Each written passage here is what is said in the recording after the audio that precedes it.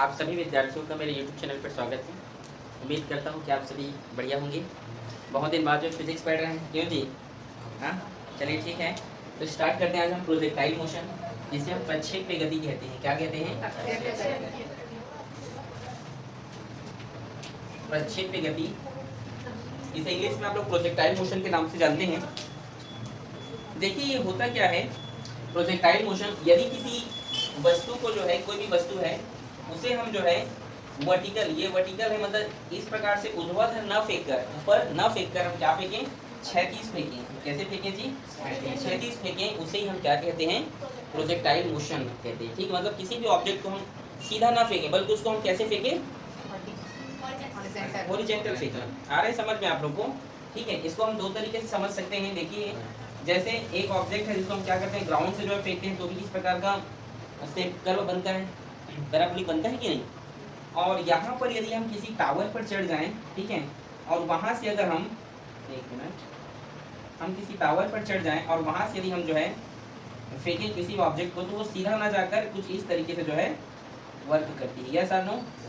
इसे हम projectile motion के नाम से हम जानते हैं। ठीक है, तो इसके अगर आप डेफिनेशन की बात करें तो आप बोल सकते हैं कि प्रोजेक्टाइल मोशन हम उसे कहते हैं यदि कोई ऑब्जेक्ट को, यदि किसी पिंड को, किसी वस्तु को ऊर्ध्वाधर दिशा में अर्थात सीधे ना फेंक कर कैसे फेंका जाए?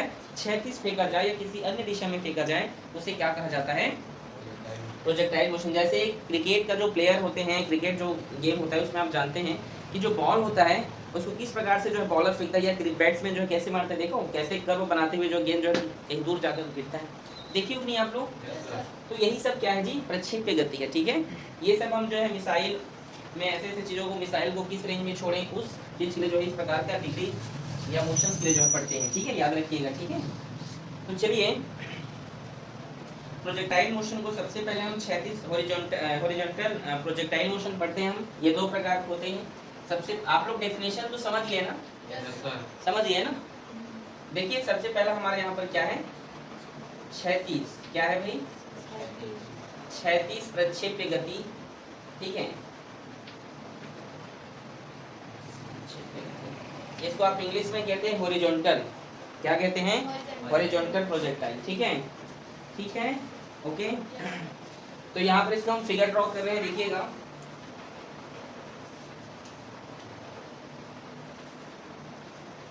ये ओरिजिन है, ये एक्स एक्सिस है और ये क्या है? Y axis. ओ से यहाँ तक की इसकी दूरी को हमने क्या माना? एच, जो किसके बराबर है? वाई के। ठीक है, लुक एट मी। अब आगे देखिए, ये जो है एक ऑब्जेक्ट जो है इस दिशा में अगर हम उसको फेंकते हैं, इस टावर से अगर हम इस दिशा में फेंकते हैं, तो उस तरीके से होना जाकर कैसे घूम जाता है? इस तरीके से घूमता है कि नहीं? ठीक है, होता है कि नहीं जी? तो इसे क्या कहा जाता है? प्रोजेक्टाइल मोशन कहते हैं इसे, हॉरिजॉन्टल स्टेप। ठीक है, यहाँ पर आप देख सकते हैं टू डायमेंशन। ये क्या है? ये टू डायमेंशन। यस और नो? एक एक्स एक्सिस पर है और एक वाई एक्सिस पर है, तो दो डायमेंशन है। तो इसीलिए जो है हम इसके लिए जो है दो बार जो है कैलकुलेशन करेंगे, दो बार हम इसकी कैलकुलेशन और गणना करेंगे। ठीक, एक हम एक्स एक्सिस में करेंगे, दूसरा हम वाई एक्सिस में करेंगे। ठीक है, तो पहला चलिए हम देखते हैं एक्स एक्सिस में, या इसको आप लिख सकते हैं क्षैतिज दिशा में। किधर? क्षैतिज दिशा में। ओके, जिसे आप एक्स एक्सिस भी बोलते हैं। ठीक है, ओके। तो देखिए आप लोग जानते हैं मोशन ऑफ इक्वेशन सेकेंड, गति का दूसरा समीकरण। देखिए गति के पहले समीकरण से भी बन जाता है, लेकिन बहुत लंबा जाता है। आप जो है गति के दूसरे समीकरण से बनाइएगा इसको। ठीक है, तो गति का दूसरा समीकरण बताइए, किसको याद है? ठीक, s is equal to u t plus half a t का स्क्वायर। यहाँ पर जो एक्सलेशन है ये सामान्य त्वरण नहीं है, नॉर्मल एक्सलेशन नहीं है, ये ग्रेविटेशनल है। कैसा है? ग्रेविटेशनल। तो इसको हम जी लिख सकते हैं। क्या लिख सकते हैं? गुरुत्वीय त्वरण है। कैसा त्वरण है ये? गुरुत्वीय। समझ में आ रहा है? मतलब यहाँ पर एक्सलेशन जो लिखा है ना ए, इसको आप जी लिख सकते हो। क्यों पूछो? क्योंकि वो ग्रेविटेशनल है, ग्रेविटी। समझ रहे हो ना? नीचे की ओर ही आएगा। आ रहा है समझ में? समझ रहे हो भारती? ठीक है, आप लोग इधर कोई नहीं, कोई प्रॉब्लम नहीं? ठीक है, चलिए देखते हैं। तो एक्स एक्सिस पर इसका जो डिस्प्लेसमेंट होगा, एक्स मतलब डिस्प्लेसमेंट, मान लेते हैं यहाँ से यहाँ तक की दूरी आपने एक्स मान लिया। क्या मान लिया भाई? एक्स मान लेते हैं। तो इसे आप क्या लिखेंगे? एक्स। और इसका जो इनर्शियल वेलोसिटी है, ठीक है, ये क्या है, u है, क्षैतिज दिशा में है, यहीं से फेंक रहे हैं, किसी छत से जाकर आप फेंक रहे हो तो इनर्शियल क्या होगा, उसका जीरो हो गया, सॉरी u, इनर्शियल वेलोसिटी क्या है इसका, u है, तो u t प्लस 1/2। और देखिए क्षैतिज दिशा में जो g होता है वो हमेशा जो है याद रखेंगे g का मान 0 होता है, ठीक है, क्षैतिज दिशा में क्या होता है g, और जबकि ऊर्ध्वाधर दिशा में g का मान क्या होता है, g ही होता है, ठीक है। तो देखिए यहाँ पे मल्टीप्लाई g का मान 0 मल्टीप्लाई यहाँ पे t स्क्वायर, ठीक है, तो ये पूरा वैल्यू क्या हो जाएगा, 0 होगा, फिर x equal to u t, मैं यहाँ t का मान निकालना चाहूँगा, क्या होगा ये x/u, इसको मैं इक्वेशन फर्स्ट दे दिया हूँ, ठीक है। दूसरा कंडीशन मैं यहाँ पे बना रहा हूँ ऊर्ध्वाधर दिशा में, किस दिशा में, वर्टिकल, ठीक है, ऊर्ध्वाधर दिशा में या y एक्सिस में, ठीक है, y एक्सिस में बना रहे हैं, देखिएगा।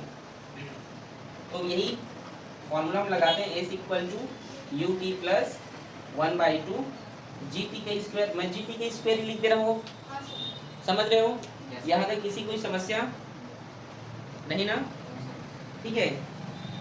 तो देखिए यहाँ पर आप देखिए इसका डिस्प्लेसमेंट क्या है, वर्टिकल से वर्टिकल अगर डायरेक्शन में अगर हम इसका डिस्प्लेसमेंट देखें तो क्या है, वह y है, क्या है y, और जो ऊर्ध्वाधर दिशा में है वहाँ u का मान इनर्शियल वेलोसिटी क्या है, वो तो 0 है, क्या है वह 0 है, तो ये t भी क्या हो जाएगा, 0 हो जाएगा, होगा ना, अरे गुणा होगा तो t 0 होगा, प्लस 1/2, और यहाँ पर मैंने बोला कि वर्टिकल डायरेक्शन में g का मान क्या होता है, g होता है, ठीक है, और यहाँ पर आप देख सकते हैं g, और t का मान आप यहाँ से पुटअप कर दीजिए, क्या है वो x/u, स्क्वायर का स्क्वायर, समझे, ये g का, ये t का वैल्यू यहाँ से हमने है x/u से, ठीक है, फिर y इक्वल्स टू 1/2 g, ठीक है, x² u स्क्वायर, आ रहा है समझ में, ठीक है।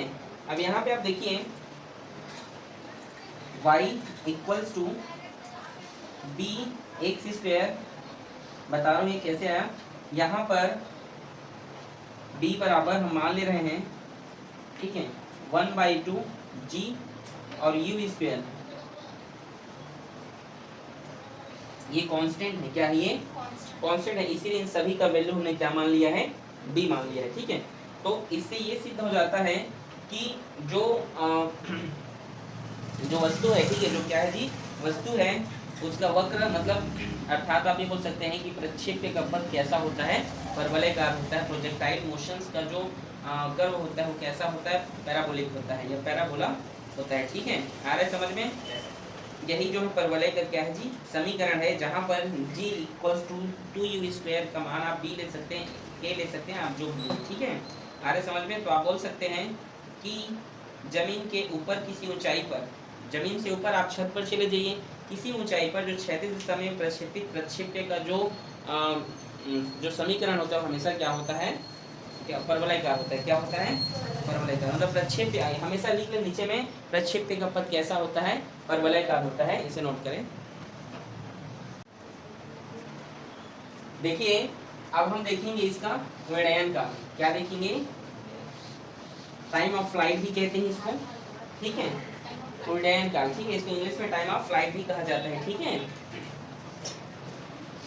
तो उड्डयन काल क्या होता है भारती, देखिए बेटा, इधर देखो भारती, उड्डयन काल का मतलब अगर मान लीजिए एक ऑब्जेक्ट है, इसको आपने फेंका, तो ये यहाँ तक आते आते इसको कितना समय लगा, उसको कहते हैं टाइम ऑफ फ्लाइट, नहीं समझे, समझे कि नहीं, मतलब ऊपर से अगर आप उसको फेंके हो तो 5 मिनट में आया, 10 मिनट में आया, समझ में क्या कहना चाहता हूँ, उसका टाइम, क्यों कितने समय में वो नीचे आ गया, ठीक है। तो नीचे जो है, नीचे आएगा मतलब इस प्रकार से वर्टिकल आएगा, वो न कि जो है वो हॉरिजॉन्टल गिरेगा, समझ में क्या कहना चाहता हूँ, वो कैसे गिरेगा, वो वर्टिकल। तो आप यहाँ पे इसको उड्डयन का टाइम ऑफ फ्लाइट निकालेंगे, ठीक है, उड्डयन काल निकालते हैं, तब क्या होता है, ये सेकेंड इक्वेशन का फॉर्मूला u t प्लस 1/2 और g t का, यहाँ पर त्वरण जो है नॉर्मल एक्सलेरेशन नहीं है, गुरुत्वीय त्वरण है, स्पेशल एक्सलेरेशन है, आ रहा है समझ में। और कैसे किसमें आएगा, ये नीचे जो है वर्टिकल, मतलब यहाँ से कोई ऑब्जेक्ट यहाँ तक गिरने में कितने समय लगा, ठीक है, आ रहा है समझ में। तो ये वर्टिकल, आप वर्टिकल में जानते हैं कि यू टी क्या होता है जी? नहीं नहीं, u का मान क्या होता है वर्टिकल में? 0 होता है, होता है कि नहीं? पता भी है कि नहीं? ठीक है, और वर्टिकल में इसका जो वैल्यू y है, क्या है? y, और अगर ये 0 हो गया तो 1/2 gt का स्क्वायर लिख सकता हूँ, इसको मैं लिख सकता हूँ घाटी। अच्छा, ये जो y है ये h के बराबर है, तो इसको मैं h ही लिख दे रहा हूँ, एक लाइन और लिखूंगा उससे अच्छा। समझे कि नहीं आप लोग बताइए? टी में उसको वैल्यू पुट नहीं कर सकते। किसमें टी में? टी में वैल्यू पुट नहीं कर सकते, x बाई हमको जो मिला था करेंगे ना। पहले यहाँ तक किसी कोई प्रॉब्लम समझ में आया कि नहीं, ये बताइए? आ गया? ठीक। तो यहाँ पे टाइम ऑफ फ्लाइट निकालना है मेरे को, क्या निकालना है? ये तो उसका एच है, एच मतलब हाइट है उसकी, तो हमें टी निकालना है। टी कैसे निकलेगा हम बात करें तो टी को हम यहीं पे, इसको मैं कैपिटल टी ले रहा हूँ, क्या ले रहा हूँ? मान लीजिए time of flight capital T है, समझ लीजिए, ठीक है, यही है ये टी स्क्वायर, और ये जो जितना वैल्यू है ये भाग में इधर गया तो गुणा में, और ये गुणा में इधर आया तो ये भाग में, और स्क्वायर इधर गया तो रूट में। इसी को कहते हैं, ये टाइम ऑफ फ्लाइट निकालने का फॉर्मूला है। आप इसको मैं जानती हूँ। स्कूल में आप ही बताया थे। हाँ हाँ ठीक है, ठीक है। यहाँ पे किसी कोई समस्या बेटा? टाइम ऑफ फ्लाइट निकालने के क्या है ये फॉर्मूला, मतलब ये ऑब्जेक्ट यहाँ तक आने में उसको कितना समय लगा, ठीक है। यहाँ पर आप टी का मान जो पीछे वो बोल रहे थे क्या? नहीं, उसको पुटअप नहीं करना है आपको, ये टी का आपको वैल्यू निकालना है। आप चाहे तो सभी कैपिटल टी लिख सकते हैं, ठीक है। किसी कोई समस्या बेटा? इजी है कि नहीं, बोलिए। ठीक, नोट करें इसको भी।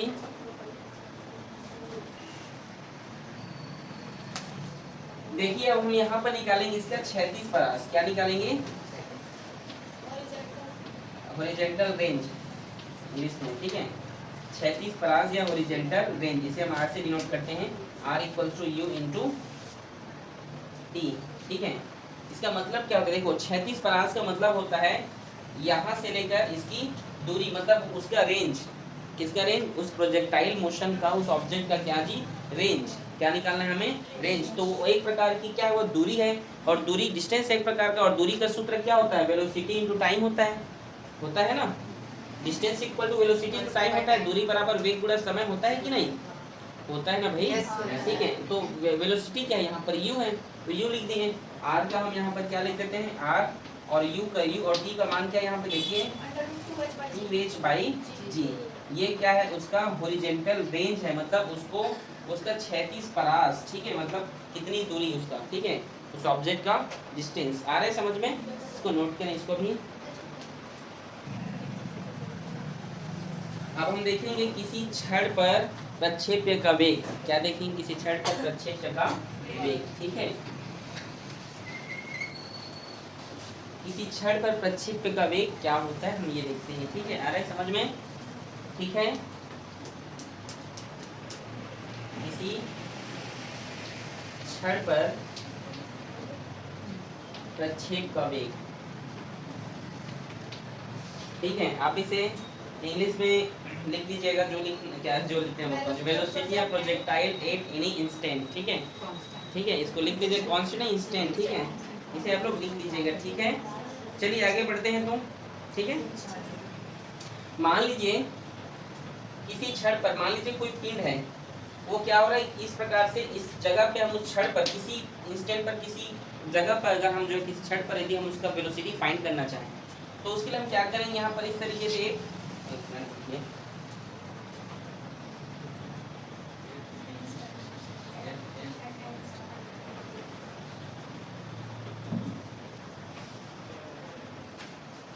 किसी छड़ पर जो प्रक्षेप्य का वेग हम चलिए फाइंड करते हैं, ठीक है।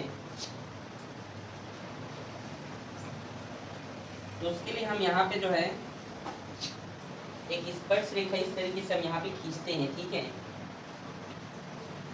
और ध्यान समझिएगा, एक्स एक्सिस के लिए है ये, उस डायरेक्शन पे है क्योंकि हॉरिजॉन्टल है, तो इसके लिए जो है यहाँ पे इस तरीके से यहाँ पे दो घटक इसके उत्पन्न हो जाएंगे, ये u, और इसका जो परिणामी है क्या है? ये v है, ठीक है।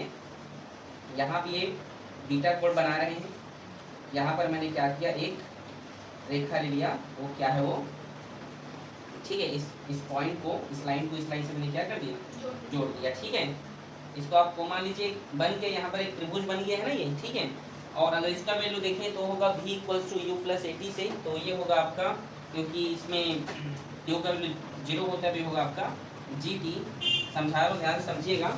देखिए किसी भी क्षण पर यदि हम प्रक्षेप्य का वेग निकालना चाहते हैं तो इसके लिए हम यहाँ पर एक स्पर्श रेखा खींचते हैं, क्योंकि यदि कोई भी ऑब्जेक्ट होता है, कोई भी जो वस्तु होता है, कोई भी पिंड या कोई भी ऑब्जेक्ट वक्र के पथ पर जब गति करता है, एक कर्व के पथ पर क्या करता है, जब गति करता है, जब मोशन करते रहता है, तो उस बिंदु पर गति की जो दिशा होती है, जो गति की क्या होती है, जो गति की जो दिशा होती है, वह उस बिंदु के स्पर्श रेखा की दिशा की ओर होती है। ये चीज हमेशा याद रखेंगे, स्पर्श रेखा की दिशा की ओर होती है। तो इसीलिए जो है यहाँ पर जो जी टी कैसे है, तो v equals to u plus 80 से, जहाँ पर u इक्वल्स टू 0 होगा, तो यहाँ पर v का मान क्या हो जाएगा, जी टी, ठीक है।